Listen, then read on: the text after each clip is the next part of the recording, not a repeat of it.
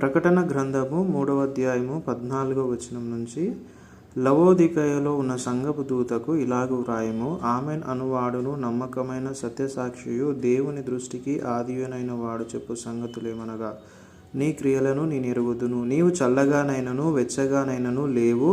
నీవు చల్లగానైనను వెచ్చగానైనను ఉండిన మేలు. నీవు వెచ్చగానైనను చల్లగానైనను ఉండక నులివెచ్చగా ఉన్నావు గనక నేను నిన్ను నా నోట నుంచి ఉమివేయనుద్దేశించుచున్నాను. నీవు దౌర్భాగ్యుడను, దిక్కుమాలిన వాడును, దరిద్రుడును, గుడ్డివాడును, దిగంబరునై ఉన్నావని ఎరుగగా, నేను ధనవంతుణ్ణి, ధనవృద్ధి చేసియున్నాను, నాకేమీ కొదవలేదని చెప్పుకొనుచున్నావు.